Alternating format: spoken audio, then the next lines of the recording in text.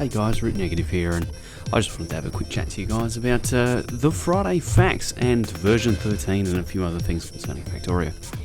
Now, I'm here on the Factorio website, and there's been a lot of new people, so I'd like to point out a few things about the way Whoop, they're the developers of Factorio, how they operate, and how you can stay abreast of how things are being developed. Now, let me just adjust my random background sound down just a tad.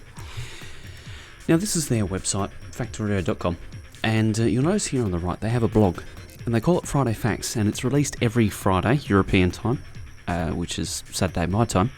It's like early Saturday morning, and each week they go into a little bit of detail, and they just tell us a little bit about what they're doing, and I think it's something really, really good.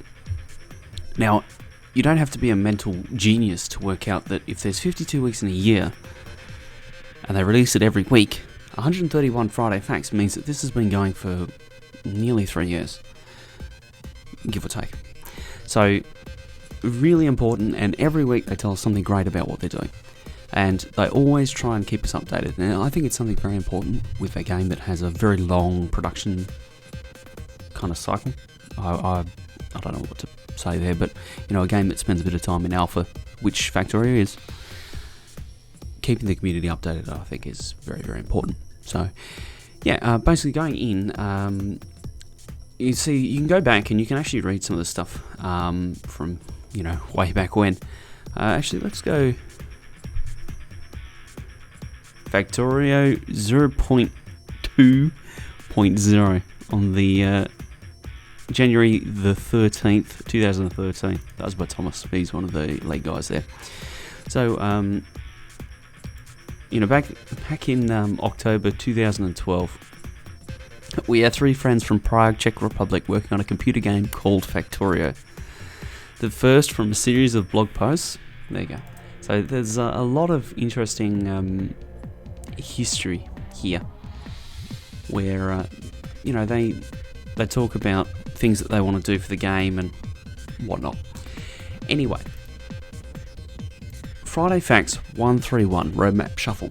Now, I wanted to have a quick chat about this because 0.12 is stable. Let's call it stable. It's been stable since about version 20 something, and we're up to like 27 or 28 now. Let's hope 0.12.30 will be last stable. Now, the way they work stable, it's Kovarex stable, and Kovarex is the lead developer here. Basically, stable for him means no bugs at all. Stable for a average development company might be it runs for half an hour without crashing, once. For Kovarex, stable is it crashes for no one ever at all, unless you have this weird edge case. For example,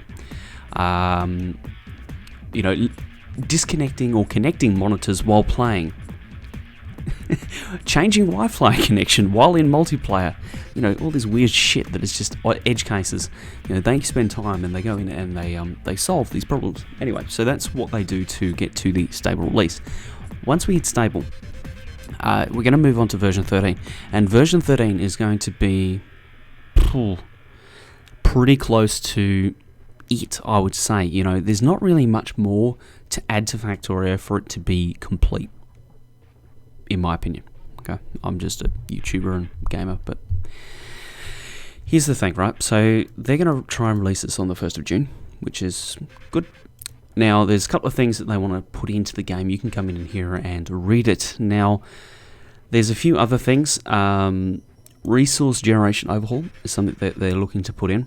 Set circuit networks, train graphics, GUI redesign, train management possibilities. All of these things is just going to round out the game and pretty much get it to complete. There's also going to be some revisions that they need to do with combat as well, but then it's pretty much it. So you can see that they're postponing some stuff to 0.14. Now, higher tier mining drill. I just wanted to give my thoughts on this. I think it's a great idea, number one. Number two, they spoke about adding a new gameplay mechanic insofar as this high tier mining drill would create like dirty ore. Now, for those that have played Ditech when you mine an ore, it comes out dirty, and then you've got to process the ore into clean ore, and then that gives you better efficiency, basically, for what you mined. Put it through more machines, get more bang for your buck, basically. So they're talking about something similar for the game, and if it's a high-tier mining drill, you don't really want to be adding a new gameplay mechanic that late in the game. I think that's a really good example of feature creep, and it's something that I've been arguing against for Factorio for years. Every time someone comes up with a great idea, they're like, they should put this in the game. I'm like, dude, it doesn't belong in the game. At some point you need to stay focused and be like, this is what Factorio is about. This is what's in the game, and we're going to do that really well. As soon as you start expanding that and moving on to these weird and wonderful ideas like space platforms and new planets and all this wonderful stuff, it's like, dude, it doesn't fit with the story of you crash landed on a planet and you're trying to get your ass home. That's the story here.